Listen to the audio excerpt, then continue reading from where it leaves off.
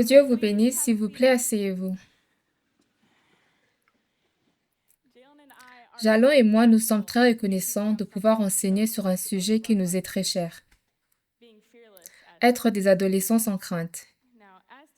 En tant qu'adolescents, Jalon et moi avons tous les deux connu la crainte. Nous avons accès aux informations du monde qui sont à la portée de la main et nous éprouvons les pressions de la vie quotidienne. Alors nous pouvons être tentés de trop réfléchir et d'être remplis de crainte. Avec tout ce qui nous arrive en même temps, les craintes peuvent nous alourdir. Comme si nous portons un sac lourd, une intelligence remplie de doutes, d'inquiétudes et de craintes peut nous empêcher de vivre une vie plus abondante. Mais nous pouvons nous décharger sur Dieu de nos soucis et nous confier en lui. Nous pourrions nous inquiéter de ne pas être à la hauteur. Nous pourrions nous inquiéter de rater des expériences du monde. Et nous pourrions nous inquiéter de faire face à l'anxiété. La parole de Dieu nous dit que nous sommes plus que vainqueurs. En faisant de sa parole une priorité, nous pouvons surmonter la crainte. Dieu peut tout enlever de nos épaules. En tant qu'adolescents, nous pouvons vivre sans crainte. Oui, nous pouvons. S'il vous plaît, allez à 3 Jean.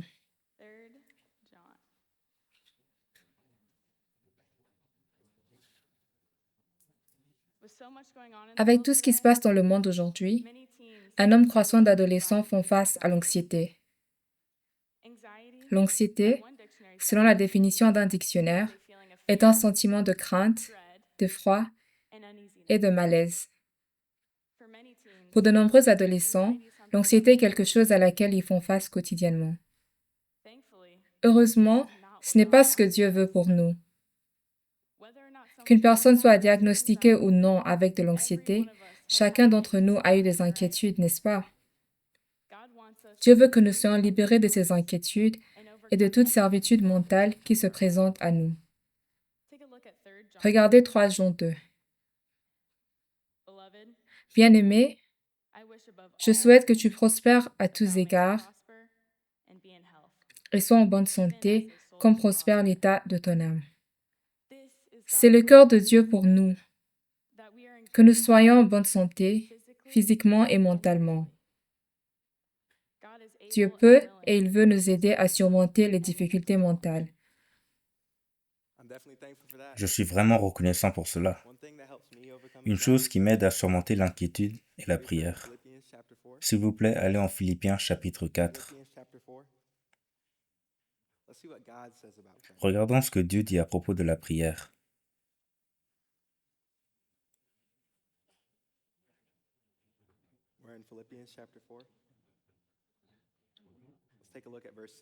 Regardons le verset 6.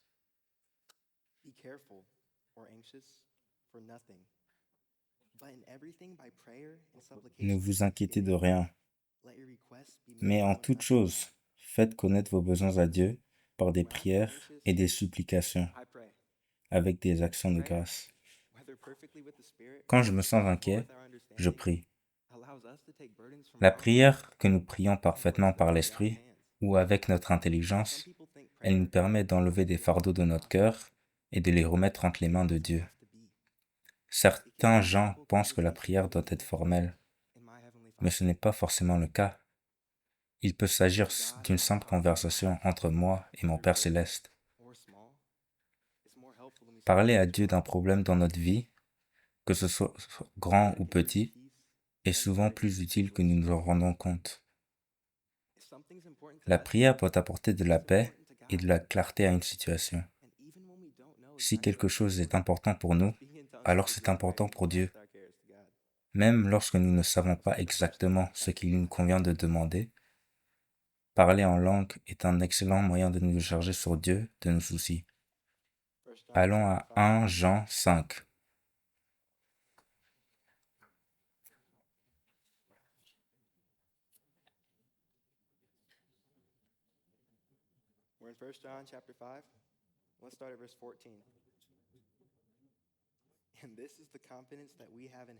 Et commençons au verset 14.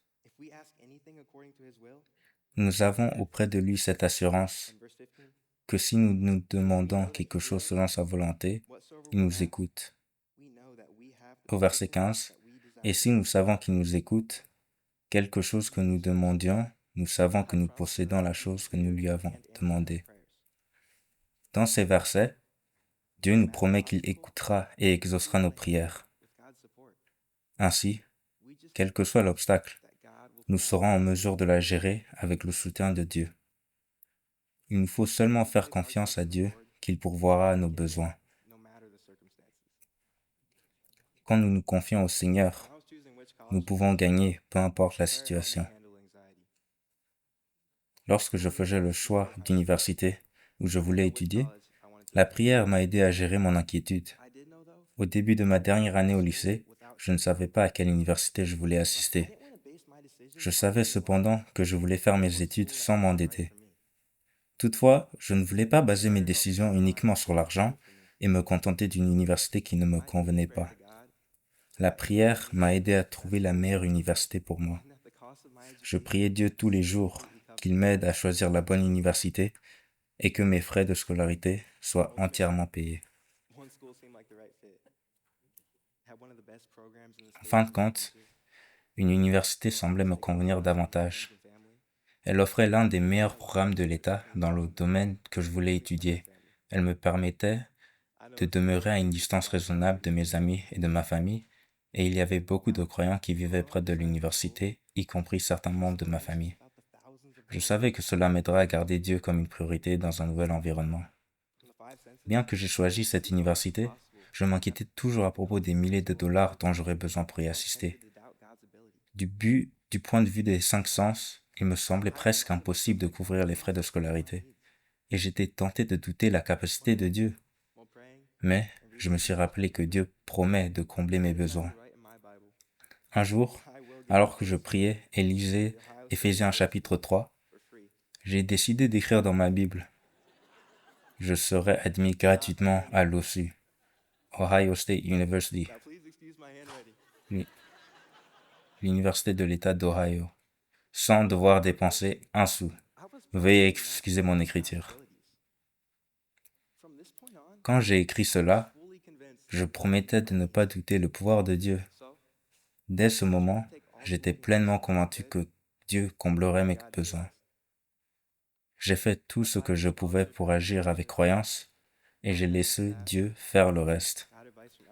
J'ai postulé pour une bourse après l'autre, j'ai communiqué avec le personnel de l'université, j'ai obtenu des conseils d'autres personnes et plus encore. Et savez-vous ce qui s'est passé? J'ai reçu assez d'argent pour couvrir mes frais de scolarité pendant les 4 ans d'études.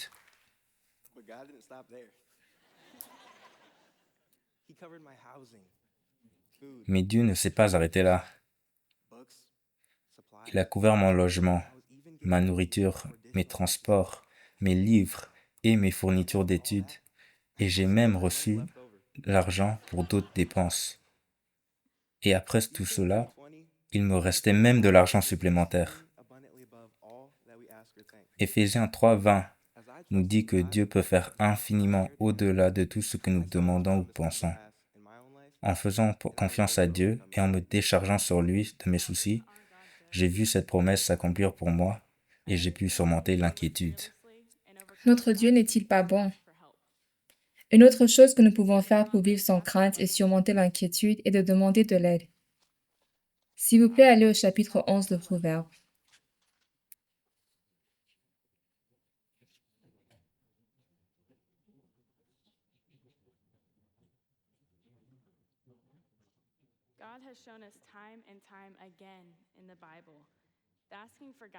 Dieu nous montre à maintes reprises dans la Bible que demander de conseils à des croyants d'une même pensée peut nous aider à passer au travers des situations. Demandez quelqu'un en qui vous avez confiance de vous tenir responsable de faire la parole, cela est toujours utile. Avec la croyance mutuelle, nous pouvons surmonter les obstacles. Nous sommes au chapitre 11 de Proverbes et regardons le verset 14. Quand la prudence fait défaut, le peuple tombe, et le salut est dans le grand nombre de conseillers. Le mot salut peut également se traduire par victoire.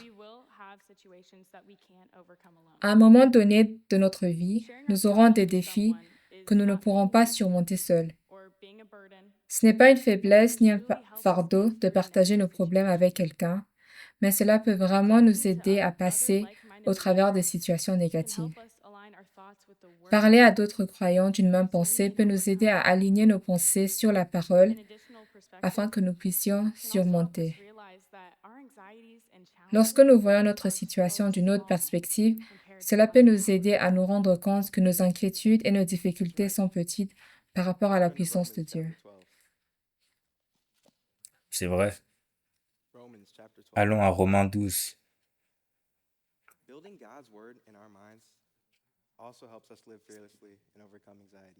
Nous revêtir de la parole de Dieu dans notre intelligence nous aide aussi à vivre sans crainte et à surmonter l'inquiétude.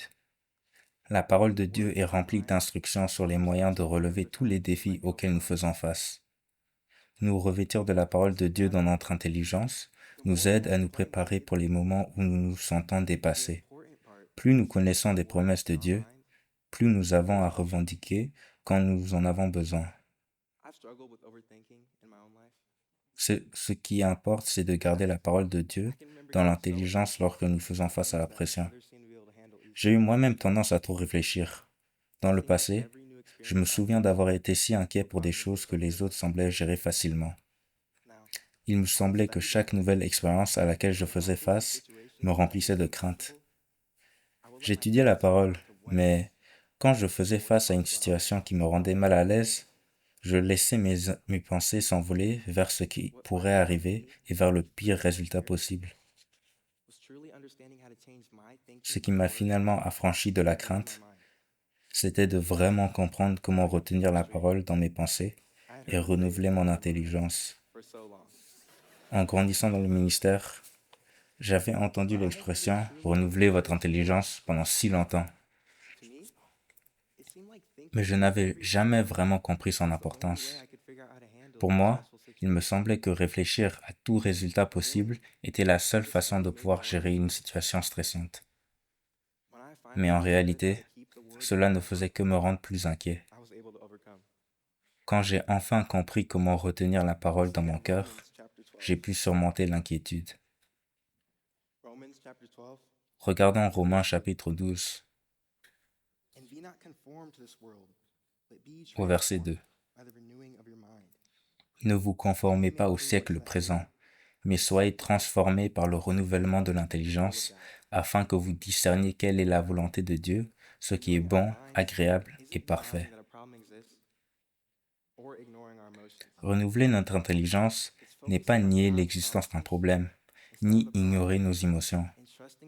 C'est de nous concentrer sur les promesses de Dieu plutôt que sur le problème et d'avoir confiance qu'il comblera nos besoins.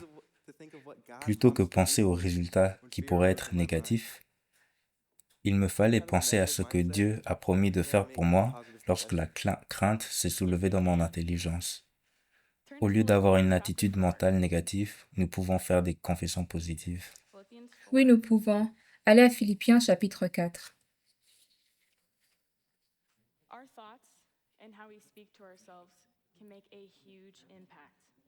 Nos pensées et la façon dont nous parlons peuvent avoir un impact énorme.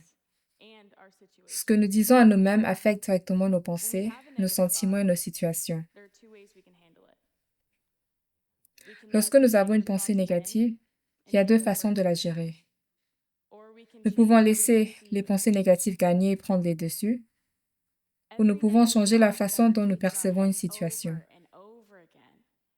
Chaque pensée négative qui se répète dans notre tête, vous savez, cela pourrait être vrai. Mais ce qui pourrait aussi être vrai, c'est que le résultat pourrait être positif. Tout pourrait bien se passer. Lorsque nous pensons avec confiance, nous serons confiants. Lorsque nous doutons continuellement, que nous nous inquiétons et nous craignons, nous ne faisons qu'aggraver notre situation. Alors, Pourquoi devrons-nous permettre au monde ou à l'adversaire d'influencer nos pensées? Avec les distractions du monde, il peut être difficile d'aligner nos pensées sur la parole. Mais il vaut la peine de contrôler nos pensées si nous voulons vivre sans crainte. En priant, en demandant de l'aide et en nous fortifiant avec la parole de notre intelligence, nous pouvons nous débarrasser de l'inquiétude.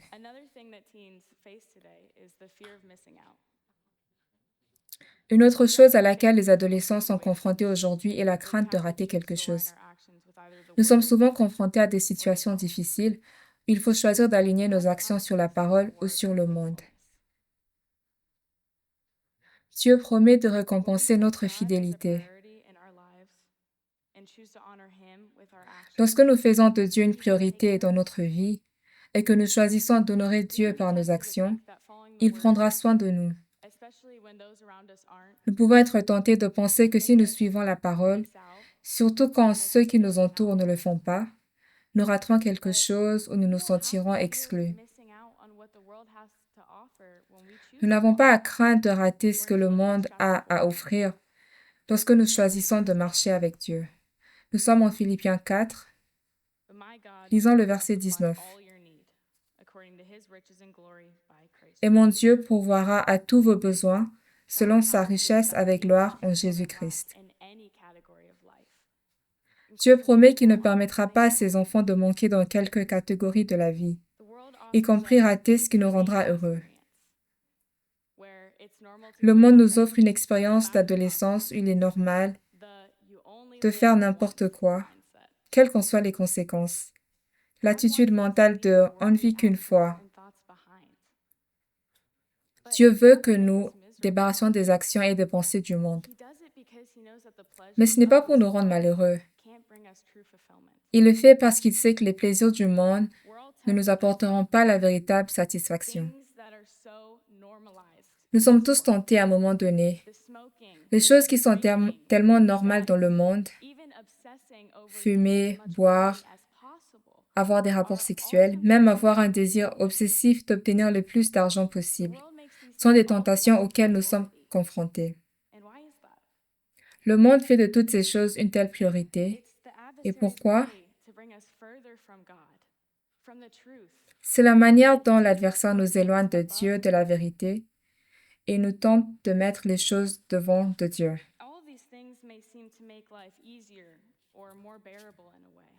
Toutes ces choses peuvent sembler rendre la vie plus facile ou plus supportable de quelque manière. Mais c'est vrai que tout ce qui va à l'encontre de sa parole ne peut pas nous bénir à long terme. Le monde a des solutions temporaires, tandis que Dieu offre un véritable soulagement, une vraie direction et des récompenses éternelles.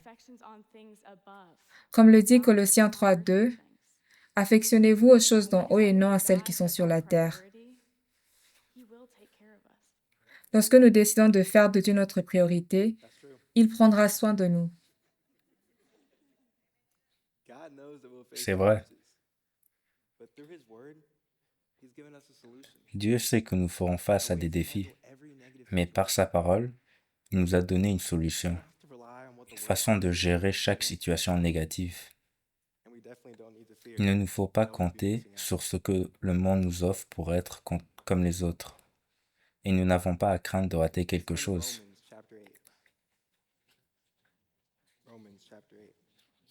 Allons à Romains 8.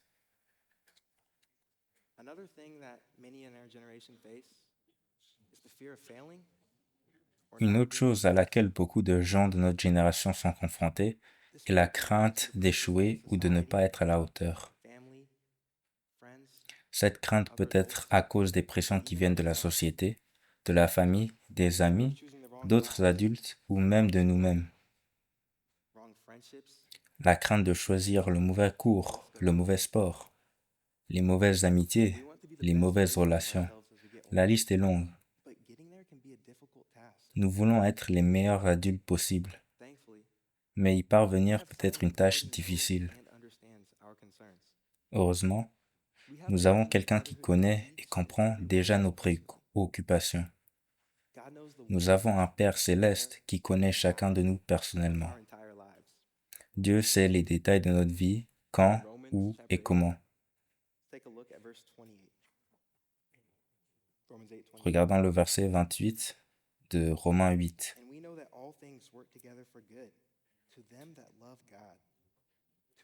Nous savons du reste que toute chose concourt au bien de ceux qui aiment Dieu, de ceux qui sont appelés selon son dessein. Même lorsque nous ne savons pas ce qui va se passer ensuite dans la vie, nous pouvons être en paix parce que nous avons un Père céleste qui veillera à ce que tout se passe bien pour ses enfants. J'ai vu cela moi-même. À l'âge de 18 ans, on peut avoir l'impression d'être censé déterminer sa carrière, décider si on veut aller à l'université et en gros planifier les 30 prochaines années de sa vie. Quand j'ai eu 18 ans, je n'étais pas certaine de ce que je voulais étudier. Je n'avais pas choisi une université et je ne savais pas si je voulais continuer à pratiquer un sport à l'université. J'étais extrêmement bouleversée. Il me semblait que tout le monde autour de moi connaissait exactement son futur et je n'avais aucune idée du mien. J'avais peur de ce que l'année à venir m'apporterait. Devrais-je pratiquer un sport à l'université? Quelle université était la bonne pour moi? Qu'est-ce que je voulais faire du reste de ma vie? J'étais tentée de me comparer aux autres et d'avoir l'impression de ne pas être à la hauteur. Je ne dormais pas bien et je m'inquiétais que les dates limites d'inscription à l'université s'approchaient. Je priais constamment Dieu pour qu'il me guide. Dans une université, j'avais déjà essayé de faire partie de l'équipe de volley-ball et on m'a dit de revenir, de jouer encore avec l'équipe et l'entraîneur déciderait du nombre de bourses d'études que j'obtiendrais. Alors mon père et moi sommes revenus et quand nous nous sommes garés sur le parking, je suis devenue silencieuse. Quelque chose en moi me disait que je n'étais pas dans la bonne université et que je ne voulais vraiment pas jouer dans une équipe universitaire, peu importe le nombre de bourses d'études que j'ai reçues ou à quel point j'aimais ce sport. Ce n'était tout simplement pas le meilleur choix pour moi en ce moment. Alors mon père et moi avons prié Dieu au sujet de ma décision de ne pas aller à cette université. Et je me suis sentie soulagée. Je me suis sentie tellement soulagée. Une fois que j'ai pris cette décision, j'étais en paix. Plus tard, j'ai décidé d'aller à une université locale où j'ai reçu assez de bourses d'études de couvrir mes frais de scolarité et d'autres dépenses malgré le fait que je ne pratiquais pas un sport. Maintenant, je peux demeurer à la maison, continuer à travailler et être entourée des personnes qui me pousseraient à m'améliorer.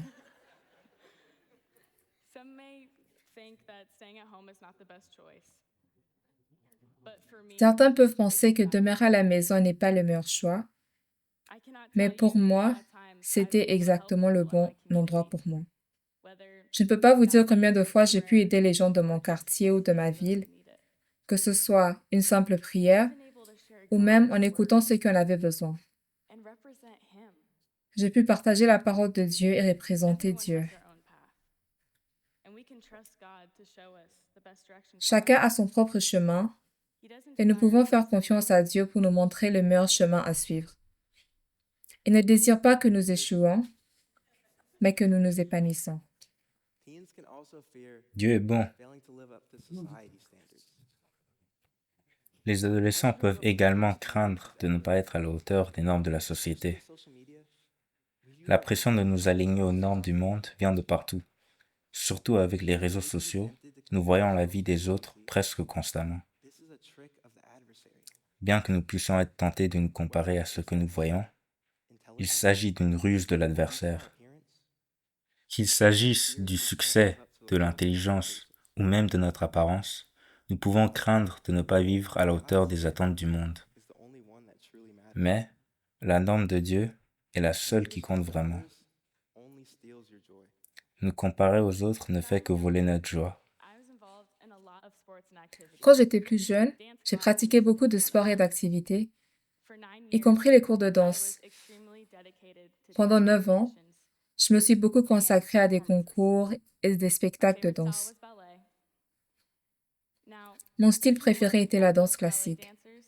Maintenant, si vous regardez la plupart des danseurs de ballet, ils sont extrêmement minces, généralement un peu plus grands et extrêmement disciplinés. Naturellement, c'était ce que chaque danseur de mon âge recherchait. Vous voyez, dans le monde du ballet, vous pouvez travailler dur, être le danseur le plus talentueux, mais ne pas avoir le look que la compagnie de ballet recherche.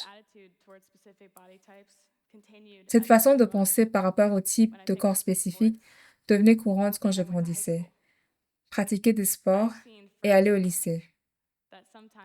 J'ai constaté que parfois les gens les plus critiques sont ceux de ton âge. L'importance de l'image corporelle cause beaucoup de difficultés chez les adolescents, non seulement pour les filles, mais aussi pour les garçons.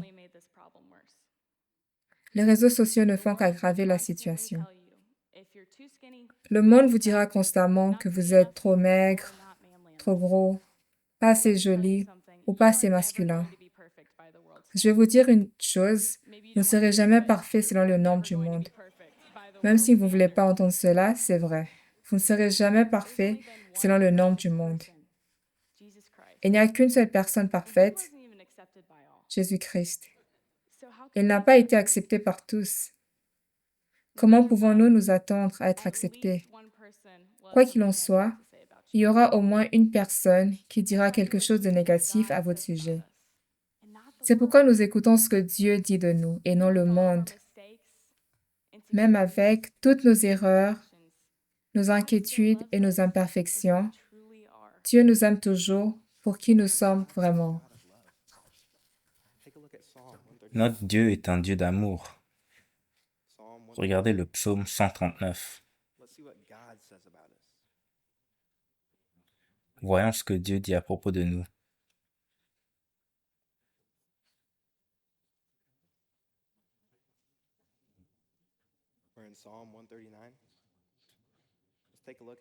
Psaume 139, verset 14.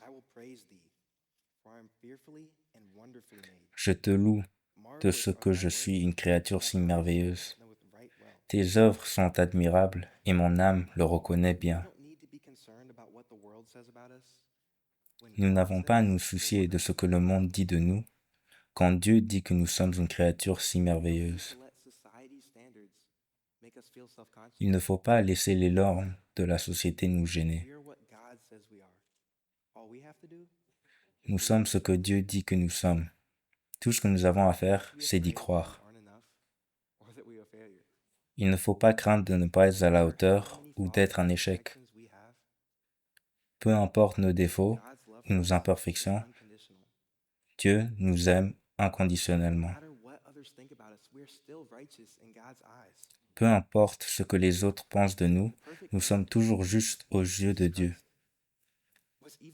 Certains gens ont même haï l'homme parfait, Jésus-Christ, mais il n'a pas laissé le jugement et la haine du monde l'empêcher d'accomplir la volonté de Dieu.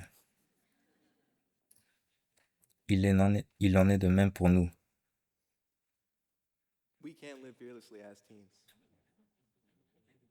Nous pouvons vivre sans crainte en tant qu'adolescents. Nous n'avons rien à craindre quand nous avons Dieu.